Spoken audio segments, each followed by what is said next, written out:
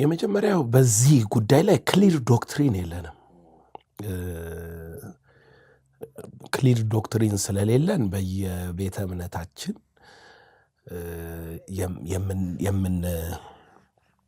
የምናስተምራቸው ነገሮች ለማህበረሰባችን አቋም መያዝ ወሳኝ ናቸው ብዬ አምናለሁ። ቀጥሎ ደግሞ አገራዊነትና አማኝነትን የማጣጣም ባህሪም የለንም። አገራዊነት ምንድነው? አማኝነት ምንድነው? እሱንም በትክክል አልተረጎምነው። መተርጎም አለበት ብዬ አምናለሁ። እኛ ወንጌል አማኞች አሁን ካውንስሉ መስራት ካለበት አንድ አጀንዳ አገራዊነት ምንድነው የሚለውን በራሱ ዴፊኒሽን መስራት አለበት። ቀጥሎ ደግሞ ቤተክርስቲያን መንፈሳዊ ተልኳንና ምዕመኖቿ አገራዊ ተልኳቸውን ለይታ ማስተማር አለበት። አሁን ምንድነው መሰለ እየተቀላቀለ ያለው ቤተክርስቲያን የወንጌል ተልኮ ነው ያላት። የኛ ጥያቄ ደግሞ ህዝቡ የምን ተልኮ ነው ያለው ነው። ቤተክርስቲያን እሺ የወንጌል ተልኮ ነው ያለ አማኙ እንደ ዜጋ ማለት ነው። አዎ እኔ ጋር እኮ ያለው ኢትዮጵያዊ ነው እኮ። እኔ ከኬንያ የመጡ ሰዎች አይደለም እኛ ቸርች የሚያመልኩት ኢትዮጵያዊ ናቸው። ኑሮ አላቸው ወጥተው የሚኖሩት። ወንጌል አማኝ ብዬ ከጋምቤላ እስከ ጅጅጋ ከላይ ከጎንደር ከትግራይ ጫፍ እስከ ሞያሌ ጫፍ ድረስ ወንጌል አማኝ ማህበረሰብ አለ፣ ሃይማኖት ያለው። ግን ይሄ ወንጌል አማኝ ማህበረሰብ ለቤተ ክርስቲያናዊ ተልኮ፣ ለሰማያዊ መለኮታዊ ተልኮ፣ ለወንጌል ተልኮ በየቀኑ አጠገቡ ካለው ኢትዮጵያዊም ይሁን ኬንያዊ ጋር የወንጌልን ተልኮ እያካፈለ መዳንን ተስፋ እያረገ እያመነ ይኖራል። በዛ ኑሮ ውስጥ ግን የቃሉ አገልጋይ ሆኖ አንዳንዶች ለተጠሩበት አለ ክርስቶስ ሁሉን አልጠራም እኮ። አንዳንዶችን ሐዋርያት፣ አንዳንዶችን ነቢያት እያረገ ነው ያመጣው። አዘማሪዎች አሉ፣ አጸላል የቤተ ክርስቲያን ሽማግሌዎች አሉ። ቤተ ክርስቲያን የሚባል ደግሞ የራሱ ይሄ መለኮታዊ ተልኮውን ይዞ የሚሄድ አደረጃጀት፣ መዋቅር፣ የስልጣን ተዋረዳል። ቅዱሳን ተብለው የሚጠሩት ግን እንደ ሀገር የሚኖሩበት ሀገር አላቸው። እንደ ቅዱሳንነታቸው ደግሞ የሚሄዱበት ተልኮ አላቸው። በጎን የሚያገለግሉበት ደግሞ መንግስት አላቸው፣ ሰማያዊ መንግስት ማለት። ስለዚህ ሁለቱ ዲፋይን መደረግ አለበት፣ መለየት አለበት። እኔ አሁን ተነስቼ እንደ ቤተ ክርስቲያን እንደ ተልኮ የአንድ ፓርቲን አቋም አገልግሎት አድርጌ ባገለግል ይሄ በጣም ነውር ነው ቸርች ላይ። ለምን ነውር ይሆናል? የሆነን ፓርቲ የሆነን ወገን ይዘህ ስለሆነ የምታገለግል መለኮታዊውም ስርዓትም ጥሪም ስላልሆነ። አንድ ፓርቲ ግን መንግስት ሆኖ አገር ስልጣን ይዞ ወደ ፖዚሽን ከመጣ በኋላ ቤተ ክርስቲያን ቀኝ እጇን ሰጥታው በአገራዊ አገር ስለሆነ እሱ የሚመራው ፓርቲ አይደለም፣ አገራዊ አጀንዳ ላይ በሙሉ ተሳትፎ ስለ ህዝቧ፣ ስለ አገሯ፣ ስለ ዜግነት ግዴታዋ መወጣት አለበት። ይሄ መታወቅ አለበት። አሁን ቀላቅለነው መንግስታዊ አገራዊ አጀንዳ ማውራት ስጀምር የሆኑ ፓርቲዎች ፓርቲ የደገፍክ አርገው እንዴ እነሱ ነገ መንግስት ቢሆኑ የእውነቴን ነው የምነግርህ፣ አገር ከሆኑ ጀምሮ አገራዊ አጀንዳ ላይ እንደግፋቸዋለን። ለምን ሌላ ሃይማኖት አይሆኑ መሪዎቹ? አገራዊ በሆኑ አጀንዳ እኛም አገራዊ አጀንዳ አለን፣ ህዝባችን አገሩ ነው ብለን እንደ ቤተ እምነት አገራዊ መንግስታዊ አጀንዳ እንደግፋለን።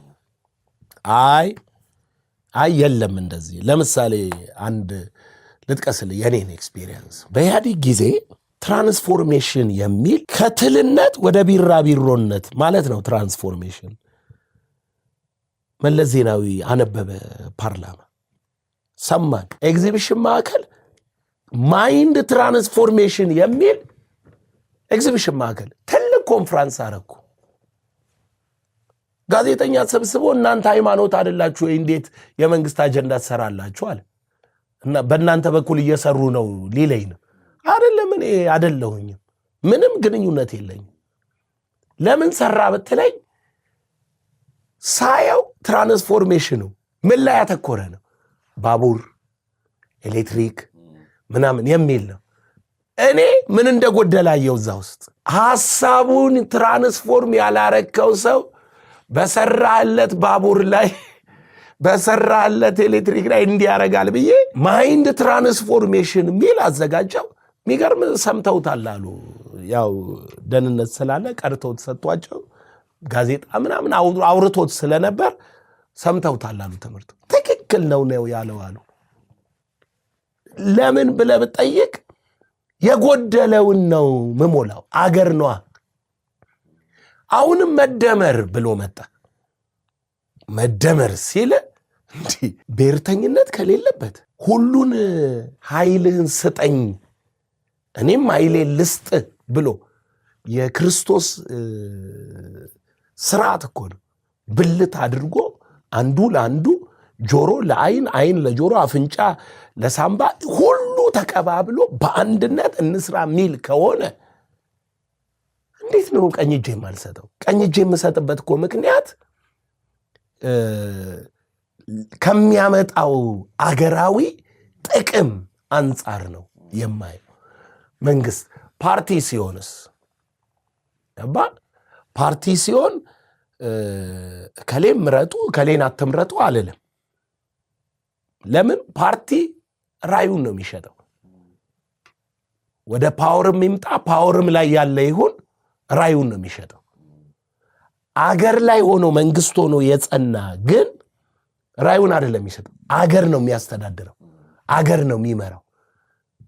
ገብቷል?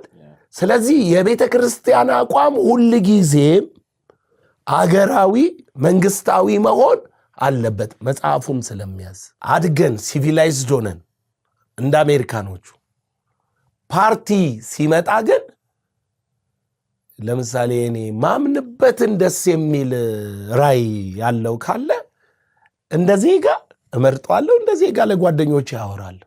እንደ ዜጋ ማለት ነው። ፓርቲውን መንግስት አልሆነም ግን የሚያመር ነው አወራለታለሁ፣ እመርጠዋለሁ። ምርጫ ላይ ማለት ነው። አየህ፣ ይሄንን እውነት ቤተክርስቲያን መረዳት አለባት። እኔ ማምነው ዲፋይን መደረግ ያለባቸው ቃሎችና ሐሳቦች አሉ። እነሱን ዲፋይን እናድርግ። ከዛ በኋላ ነው የተቀላቀለ ሲሆን፣ ለምሳሌ አንዱ ሚዲያ ላይ መጣና ቴዲ ባለው ቃል ላይ ፊውቸር ነኝ ማለት ገና እናየዋለን ምን ማለት እንደፈለገ። ግን ይሄ ሁሉ አልተራበም፣ ይሄ ሁሉ ጦርነት የለም ምናምን የለም፣ እንዴት የእግዚአብሔር ሰው ነኝ የሚል ሰው እንዲህ ይናገራል አለ። እኔ የተናገርኩት ስለ ሟርት ቃል እንጂ ስለተራበው ስላልተራበው ሐሳብ እኮ አይደለም ያለ። ማይበት አይን አለኝ እኮ ምረዳው ማህበረሰብ እኮ አለ። ማይበት አይን አንደኛው ደግሞ ምንድነው? ስለተራብኩ ለውጥ መስራት ላቁም ወይ ነው ወይ ስለተራብኩ ድንኳን ልጣል? ስለተዋጋው ለሰላም መስራት ላቁም ወይ? ፊውቸሩን መስራት ላቁም ወይ? ዳስጣል እኮ ነጥቡ ላይ ስትመጣ እኮ ኤቭሪቲንግ አልቋል፣ ፊውቸር ተስፋ የለህም ሚልን ቶን ነው የሚሰጥህ አይደለም። ዲፋይን ላላረከው ቃል አስተያየት እየሰጠ እየተቃወምክ እየደገፍክ መኖር አችልም። መጀመሪያ ዲፋይን ይደረግ። አገር ምንድን ነው? እምነት ምንድን ነው? ዲፋይን ይደረግ። ባይዘዌ በጣም ብዙ ነገር ኢትዮጵያ ውስጥ የሚያጣላን ዴፊኒሽናችን ነው። የቃሉ ይሄ ትርጓሜ ምንድን ነው የምንለው? በእኛ መንፈስ እንለዋለን። የቃሉ መንፈስ አላገኘውም እንላለን። የተጻፈበት ኢንቴንሽን፣ ሐሳብ፣ አቲቲዩዱ ውስጡ ያለውን ቅኝት አላገኘውም፣ አግኝቶታል ምንለውን። ጳውሎስ ምን ብሎ ጻፈ? አውዱ አምዱ ይባል መንፈስ፣ የቃሉን መንፈስ ምንለው። አሁንም አገር እንደ አገር እያበላሸን ያለው ይሄ ነው ብዬ ነው እኔ ማምነው። ዲፋይን አልተደረገም። ስለዚህ ሃይማኖት ሲባል ሕገ መንግስቱ ላይ ሃይማኖት በመንግስት መንግስት በሃይማኖት አይገባም ሚል አይተ እንደሆነ አንድ ሚዲያ ላይ ሲሽከረከር ነበር። ክብርት ከንቲባ ወንጌላማዊ ማህበረሰቡን ጠርታ እዛ ጥያቄ ጠይቄ ነበር እኔ። ፍረጃ አለ። አሁን ልክ ካንተ ጋር ሳወራ ይሄማ ያብይ እንትን ነው ወንጌላማኝ ስለሆኑ መሪዎቹ የነሱ ዘመን ነው የጊዜው ምናምን ይባላል። አንደርስታንድ አረግ። ከዛ እኔን ወንጌላማኝነቴን ከአገር አንጻር ሳይሆን የሚያይልኝ ከምን አንጻር ያየዋል? ከወገንተኝነት አንጻር ያየኛል። ከዛ በኋላስ እኔን ተጠቅሞ ሌላውን ሃይማኖት መቀስቀሻ ያደርገዋል። ፖለቲካውን አጀንዳ ይሰራብኛል። እነሱ ተደራጅተው እየሰሩ እናንተ ፈዛችኋል ይላል። በምን ተደራጁ ማለቱ ነው? በሃይማኖት። እኛ እኮ በሃይማኖት አልተደራጀንም መንግስት ለመሆን። መንግስት ሆኑ እንጂ እኛ እኮ ሃይማኖታችን መንግስት አላረጋቸውም ሲጀመርም ማለት ነው። በሃይማኖትም ተደራጅተው መንግስት አልሆኑ።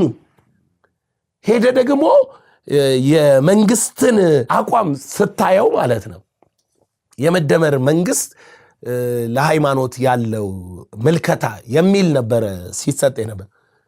ሁሉ ሃይማኖት አገሩ ነው መብቱ ነው የሚል ነው እንጂ እናንተ ወንጌል አማኞች መብት አላችሁ የሚል አላየንም። መንግስት አቋሙ ምንድን ነው? ሴኩላሪዝም። ምን ማለት ነው ሴኩላሪዝም? ሴኩላሪዝም ማለት መንግስት አገራዊ ሃይማኖት ብሎ ማንንም መያዝ አይችልም። እኛ ሴኩላርሊ እንመራችኋለን፣ እናንተ ግን እንደ አገር ኮንትሪቢዩት የምታደርጉትን አርጉ። ማን እንዴው ሙስሊም ወንድሞቻችን፣ ኦርቶዶክስ ወንድሞቻችን አገራዊ ላይ ኮንትሪቢዩት እያደረጉ አይደል? ምን ነው የወንጌል አማኙ ሲሆን ጽንፍ ይያዛል። አንደርስታንድ አረከው። እነሱ ለምርጫ እየቀሰቀሱ አይደል? እኛ አሁን እችን ለተናገርኩት ከስር ኮሜንቶቹን እንግዲህ ቻለው ሚልህ አለ። ግን ሁሉ የራሱ ሐሳብ ይዞ ነው ሚልክ። ሐሳባችንን መገደብ ግን የለብን። እውነቱን ማድረግና ማመን አለብን። የነሱ እንደሆነ ይሄም የኛም ሀገር ነው። ነገም መንግስት ተቀይሮ የሆነ ነገር ሆኖ ወንጌል አማኝ ያልሆነ ሰው መጥቶ ድንገትም ወንጌል አማኙን የሚያሳድድ ሰው ቢመጣ እንታገለዋለን። ምን ብለን ነው? የወንጌል አማኙን አገራዊነት መብት ጠብቅ ብለን። እንደ ድሮ አይደለም። አሁን ነው እኛ ራሳችንን እኮ ያልሆን ነው። እንደ ድሮ አይደለንም። ካውንስል ስለሆነም ብቻ አይደለም። ትውልዱ በሌላ መረዳት ነው አሁን ያለው። ትናንት ባልከው በመጤና በምናም መረዳት አይደለም ያለ ነው። ከኔ ቀጥሎ የሚመጣው ትውልድ ደግሞ እኔ ያስተማርኩትን ነው የሚሰማው። እሱን ነው መመሪያው እምነቱ አድርጎ የሚሄደው። እና እኛ 30 ዓመት ለትውልድ የሰራ ነው መብትህን አስጠብቅ እያለ ነው። በማንም ዘመን ይሁን መብትህን ማስጠበቅ አለብህ። የመጀመሪያ ጠቅላይ ሚኒስትሩ ጠርተውን ወንጌል አማኝ ካውንስሉ ምክረ ሐሳብ የተቋቋመ ጊዜ 90% ጥያቄው እኮ ያለ ሀገር ነው እየኖርን ያለ ነው፣ ሁለተኛ ዜጋ ነን የሚል ነበረ እኮ አይደል እንዴ? ይሄንን ህግ ነው የሚመልስላችሁ ተባለና ፓርላማው ኢትዮጵያዊ ናችሁ ብሎ እኛንም ሙስሊሙንም አገራዊ ዕውቅና ሰጠን። አገራዊ ዕውቅና ካገኘ በኋላ አገር ላይ ኮንትሪቢዩት ማድረግ እንደ ፖለቲከኛ ለምን ያስቆጥራል? የታገልከው እኮ አገራዊ ዕውቅና ለማግኘት ነበር። አግኝተነዋል። አሁን ደግሞ አገራዊ ኮንትሪቢዩሽን አለን። እንመራለን፣ እንመራለን፣ እናቅዳለን፣ እናስተምራለን፣ እንዲህ እንላለን። እንደ ወንጌል አማኝ የሚመራው ግን በምንድነው? የሁሉ አገራዊነት ባለበት መንግስት የራሱ ስለሆነ ማለት ነው።